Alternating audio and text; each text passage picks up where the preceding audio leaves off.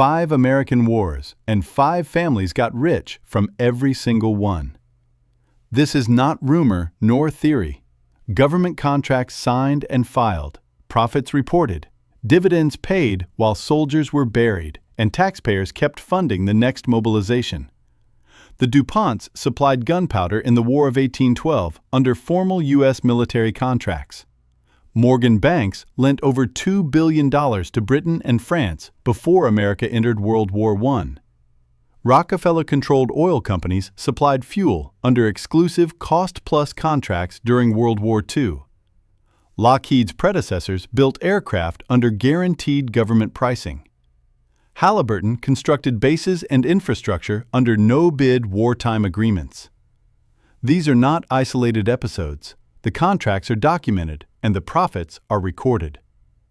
Once the infrastructure and relationships are in place, war does not create opportunity.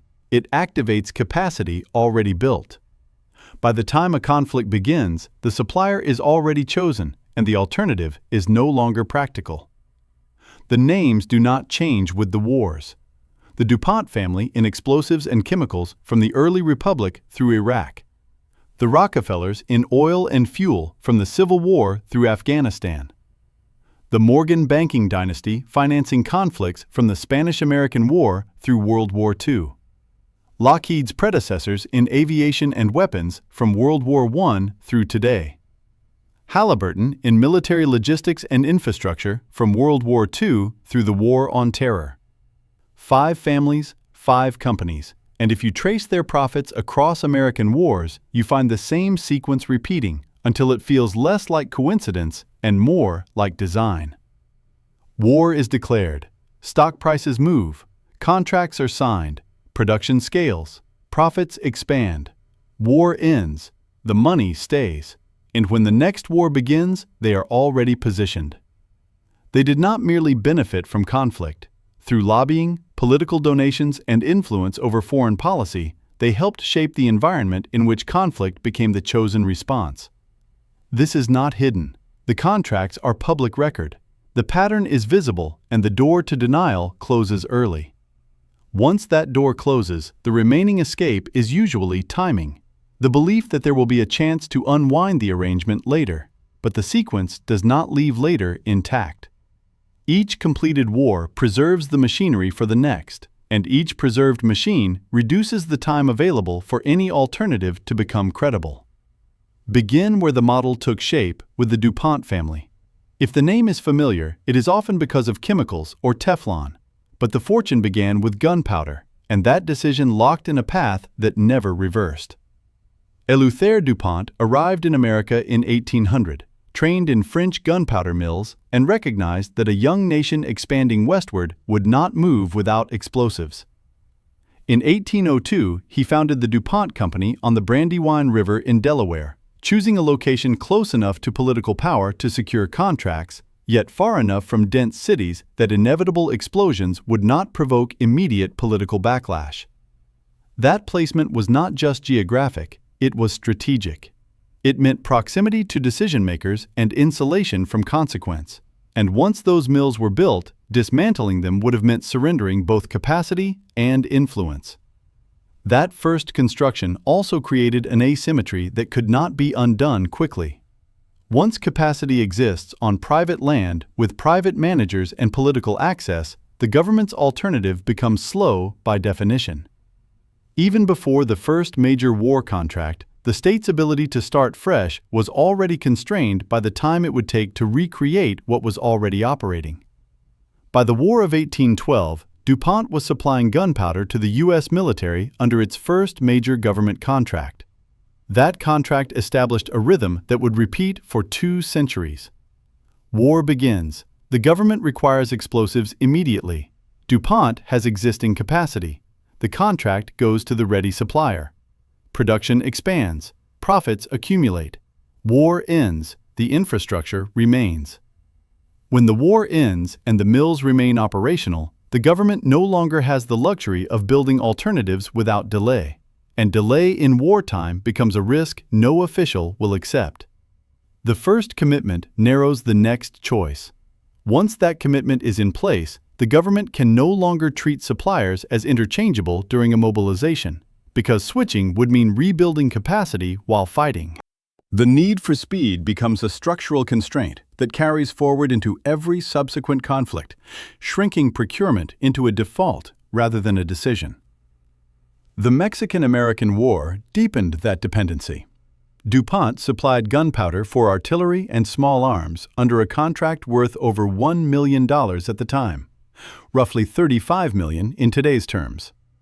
The number mattered, but the designation mattered more. DuPont had delivered during war, and that delivery made it the preferred supplier.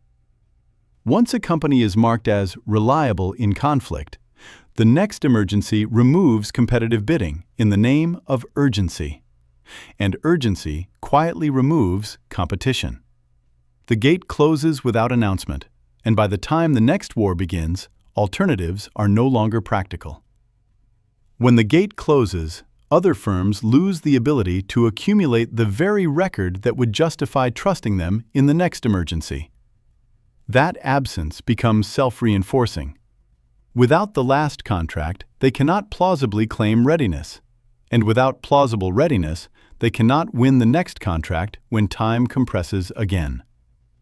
The Civil War forced scale into the open. 4 years of sustained warfare required volumes of gunpowder never before seen. DuPont's mills ran continuously, producing over 4 million pounds under contracts exceeding $10 million, more than $300 million in today's value. Ideology did not redirect the flow of profit. The DuPont family were Northern Democrats who opposed abolition, some sympathetic to the Confederacy. Yet they sold to the Union because that was where the contracts were. Profit overrode position. When the Union prevailed, the public memory simplified, and DuPont emerged framed as a patriotic contributor to victory. The infrastructure built under war pressure remained intact, and with it, the assumption that the next mobilization would return to the same supplier. Once a company is embedded in a narrative of national survival, removing it becomes politically costly. Once that patriotic framing settles, procurement stops being treated as a contested choice and becomes treated as continuity. And continuity is harder to challenge than a fresh decision. The state can still change suppliers in theory, but in practice, the price becomes political disruption during the very moments leaders are rewarded for stability. World War I transformed DuPont from a major supplier into a dynasty. Before the United States formally entered in 1917, DuPont sold explosives to Britain and France, shipping millions of pounds of gunpowder, TNT, and smokeless powder. When America joined the war, production accelerated dramatically. New plants were constructed, thousands of workers hired, and DuPont supplied 40% of all explosives used by Allied forces. Net earnings rose from $5 million in 1914 to $82 million in 1918, a 16-fold increase in 4 years, more than $1 billion in current value. When the war ended, the profits did not return to the public. They were redirected into chemicals, plastics, and synthetic materials, building a peacetime empire from wartime earnings. Once those profits were reinvested, the company no longer depended solely on war to survive, which meant it could wait without pressure for the next mobilization. That waiting capacity changes what becomes possible next. A firm that can survive without wartime cash flow can resist reform, resist renegotiation, and outlast scrutiny. Because time pressure shifts onto the government when the next conflict arrives. The state can argue for restructuring in peacetime, but the moment war begins, the state's schedule collapses, and the supplier's does not. World War II brought another surge and another shift in risk. DuPont supplied explosives, produced nylon for parachutes, and operated the plutonium production facility at Hanford, Washington. The contract structure was cost-plus, meaning the government reimbursed all expenses and guaranteed profit on top, while risk transferred to the public and loss became structurally impossible. Once cost-plus terms are accepted in wartime, reversing them mid-conflict would require halting production at the moment of greatest need, so they remain in place. Korea, Vietnam, the Gulf War, Iraq, and Afghanistan. Each conflict reactivated the supply lines. By the 2000s, DuPont's defense division had been spun off and merged into other entities, yet the family wealth endured. The DuPont Family Trust is estimated at $30 billion. 6 generations removed from the founder, the returns on gunpowder still compound. The decision made in 1802 continues paying dividends long after the original mills stopped smoking. Once risk is absorbed by the government and profit is insulated by contract structure, the next constraint becomes procedural. The state cannot tighten terms without threatening continuity, and continuity is treated as non-negotiable during war. That means the cost discipline the public expects is postponed to peacetime, where it is diluted by lobbying and inertia, and by the next conflict, the same structure is simply reactivated. Shift to oil, where leverage becomes even more decisive. John D. Rockefeller founded Standard Oil in 1870, and by 1880 controlled 90% of American oil refining capacity. That control was not incremental, it was monopolistic. When the United States entered war, that monopoly became a strategic asset. The Spanish-American War in 1898 coincided with the Navy's transition from coal to oil-powered ships, locking military readiness into petroleum supply. Once fleets run on oil, reverting during conflict is not feasible, and the shift removed substitution as an option. Rockefeller supplied fuel and absorbed a lesson that would echo for a century. Control the fuel, and you control the tempo of war. Once the fleet's fuel system is redesigned and supply lines are built around petroleum, the military cannot credibly threaten to walk away from the refiner that can deliver at scale. The decision to convert becomes a constraint on every later mobilization because readiness is now bound to the existing fuel network. World War I marked oil as decisive. Tanks, trucks, aircraft, and ships all required petroleum. Although Standard Oil had been broken up by antitrust action in 1911, successor companies such as Exxon, Mobil, and Chevron remained Rockefeller-controlled. They supplied fuel to the U.S. military and to the Allies, and contracts reached into the hundreds of millions. But Rockefeller's strategy differed from DuPont's in a critical way. Standard Oil's German subsidiary sold fuel to Germany, and even after American entry into the war, Rockefeller-linked entities traded through neutral countries. Legally separate companies made this permissible, and profit flowed from both sides. Once revenue streams exist in opposing camps, withdrawing from one reduces income without eliminating exposure, and neutrality becomes financially expensive. Once profit is taken from opposing sides under legal structure, enforcement becomes harder without disrupting supply, because the firms can claim separateness while the state still relies on the output. The next thing that becomes impossible is clean separation. The government can condemn behavior, but replacing the network during conflict would mean risking fuel continuity, and fuel continuity is treated as survival.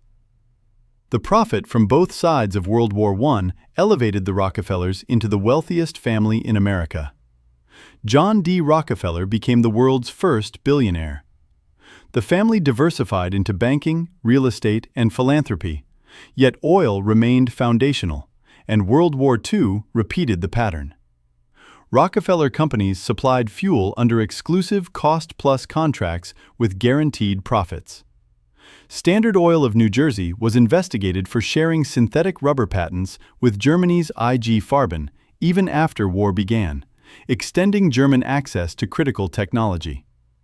Senator Harry Truman's committee concluded the actions had damaged the war effort, yet no prosecution followed. The company was deemed too essential, the military required its fuel, the investigation closed, and the contracts continued. Once fuel supply is indispensable, accountability is deferred.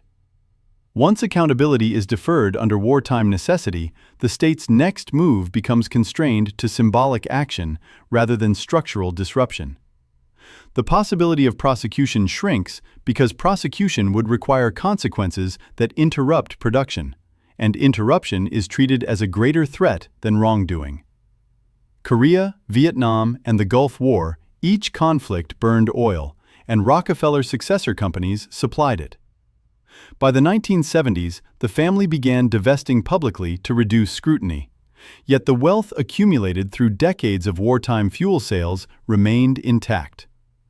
The Rockefeller fortune is estimated at $11 billion, built on energy sold to armies that consumed it in battle. The structure survived antitrust action, investigation, and war after war. Once divestment reshapes optics without dismantling the production network, scrutiny loses leverage because public ownership does not dissolve dependency. The system can claim reform while procurement continues along the same channels, and the military remains locked to the same supply structure regardless of the shareholder list. Money, however, is the final dependency. Weapons and fuel require financing, and those who lend during war profit regardless of outcome. J.P. Morgan founded his banking empire in the 1870s, and by 1900, J.P. Morgan and Company stood as the most powerful bank in America. Morgan recognized that governments at war borrow at any rate because the alternative is defeat. The Spanish-American War was financed in part through Morgan loans to the U.S. government, modest in scale but decisive in precedent. Trust was established and the relationship formed. Once the government relies on a lender in crisis, turning elsewhere during the next emergency introduces risk. Officials are reluctant to assume once trust is concentrated in one financier, competition weakens. Not by law, but by credibility. Because new lenders cannot offer a proven wartime record, the next thing that becomes difficult is negotiation. In a crisis, the government's need compresses time, and compressed time favors the institution already inside the relationship. World War I exposed the mechanism fully. When conflict erupted in Europe in 1914, America was officially neutral. Yet American banks, led by J.P. Morgan, lent over $2 billion to Britain and France between 1914 and 1917, more than $50 billion in current terms. Those funds were used to purchase weapons, food, and supplies, much of it from American companies. American banks financed Allied purchases of American goods, profit attaching at both ends.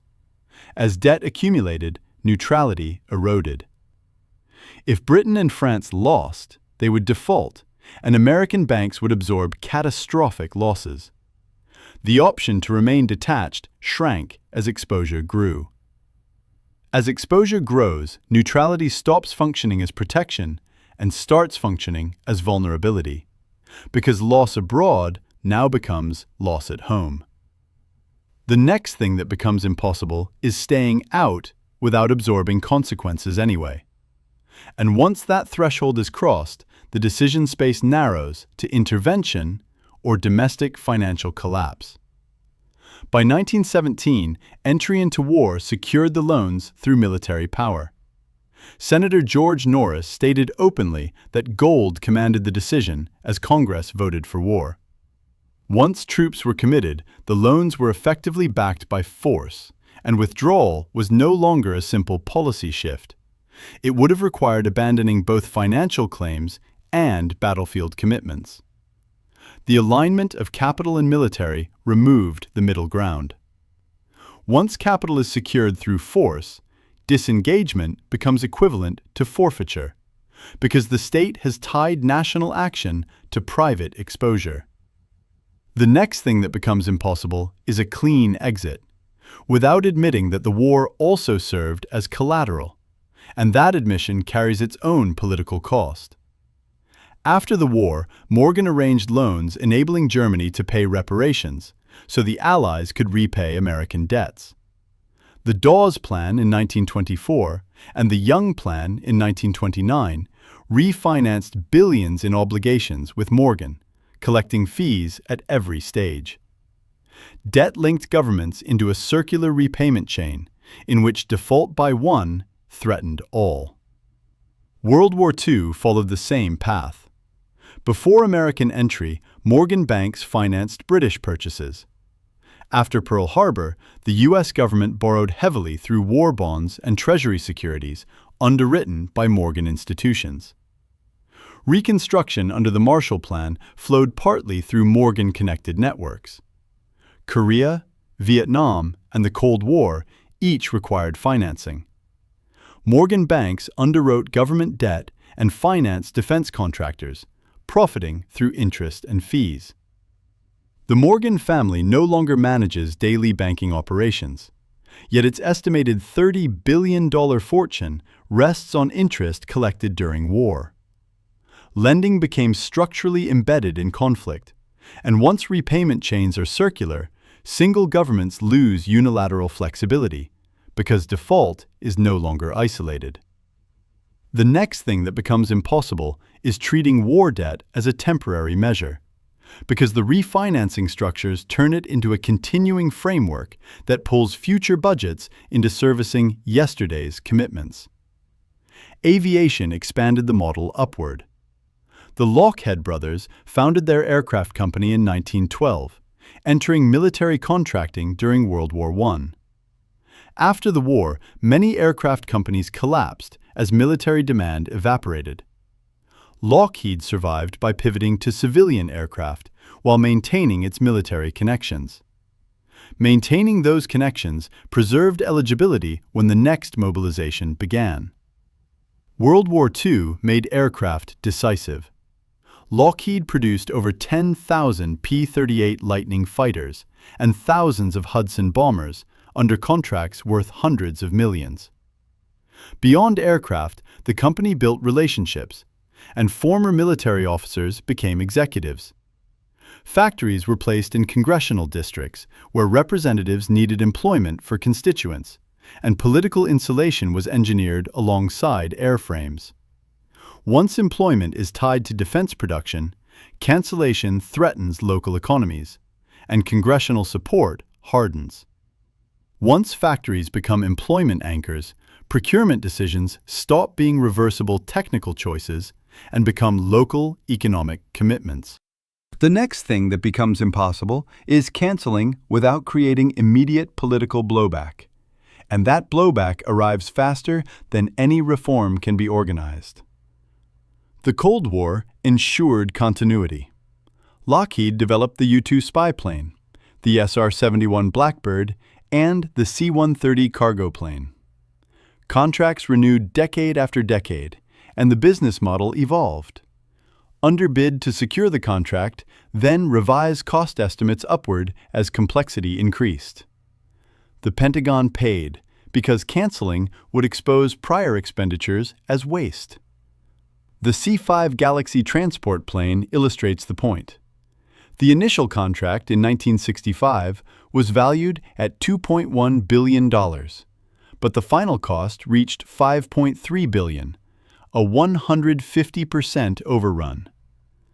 Under cost-plus terms, Lockheed received reimbursement and profit. The Pentagon had already invested billions and could not withdraw without converting spending into total loss. Congress approved continued funding because thousands of jobs in Georgia depended on it. Once sunk costs accumulate, cancellation ceases to be politically viable. Once a program becomes a sunk cost, structure oversight loses its sharpest tool, because the threat of cancellation is no longer credible. The next thing that becomes impossible is disciplining the contractor through termination, leaving only additional appropriations as the path to avoid admitting waste.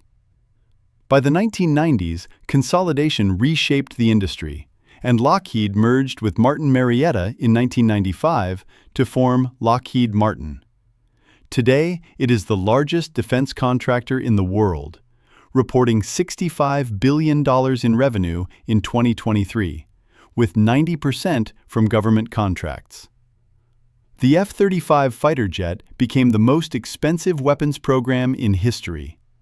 Originally budgeted at $233 billion, current projections exceed $1.7 trillion, 7 times over budget.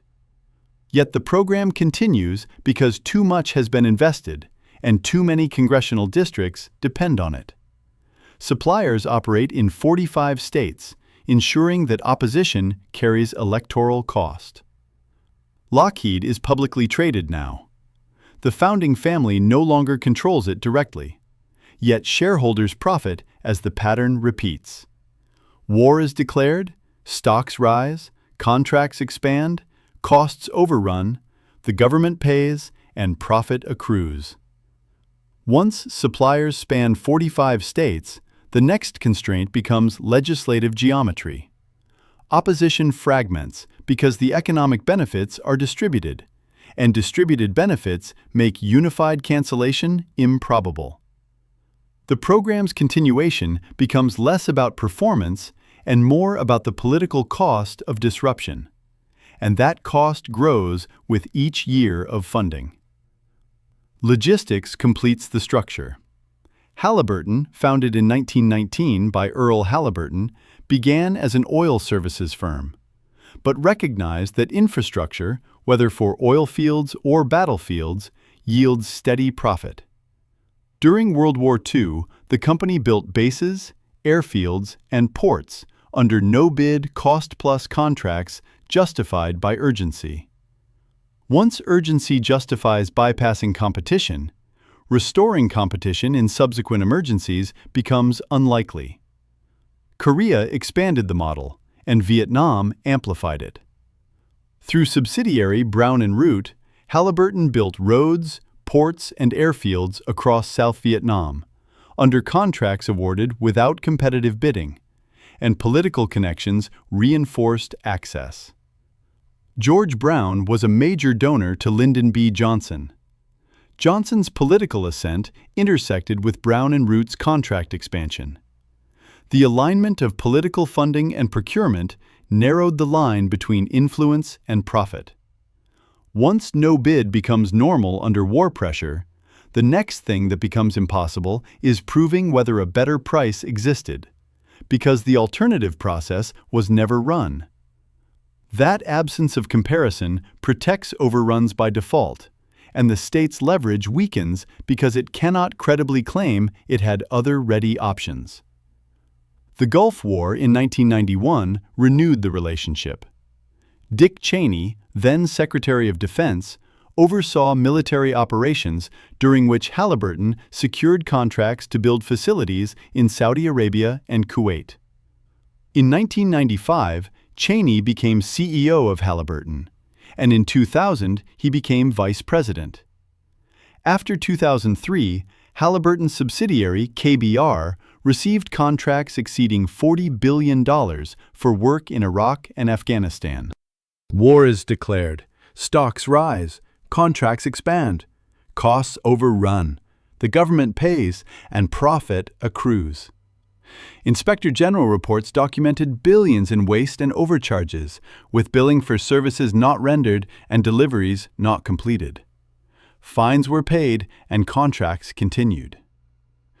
Cheney recused himself from specific decisions, but retained stock options worth millions. From 2003 to 2008, Halliburton's government contracts increased 400%, and its stock price tripled.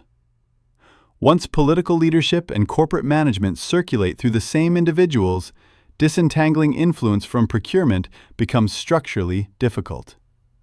Once fines are paid and contracts continue, the next thing that becomes impossible is using enforcement to interrupt revenue, because enforcement has been converted into a cost of doing business.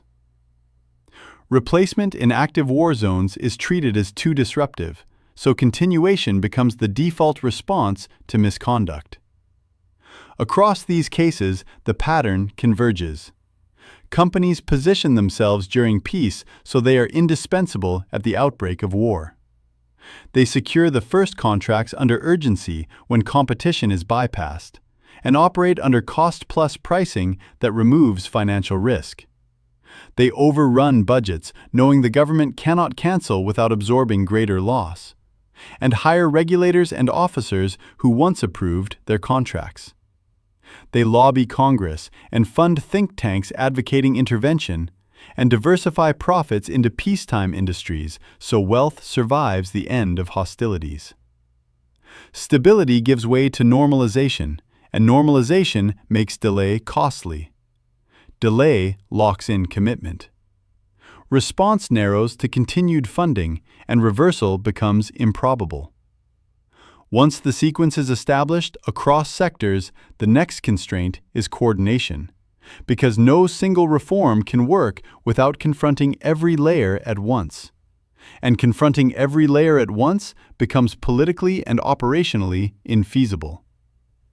That requirement to confront every layer simultaneously removes the possibility of incremental reversal, and binds any attempt at change to a scale few governments are prepared to attempt.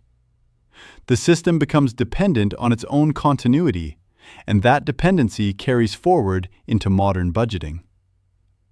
The scale is measurable. DuPont's military revenue since 1802 exceeds $50 billion in inflation-adjusted terms.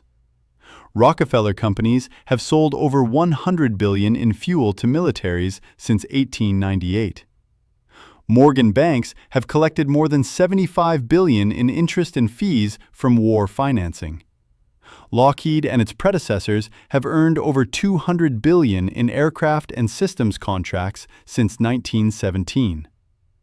Halliburton has extracted more than $60 billion in logistics and infrastructure contracts since 1942.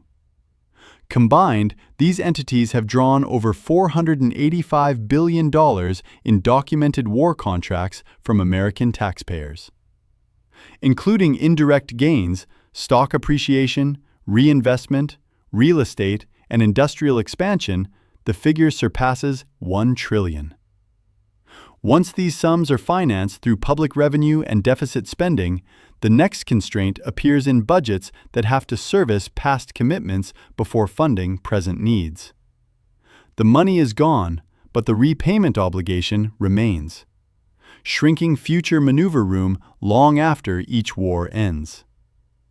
Those funds originated in taxation and deficit spending. Every dollar paid for explosives, fuel, financing aircraft, or logistics came from public revenue or borrowed against future revenue.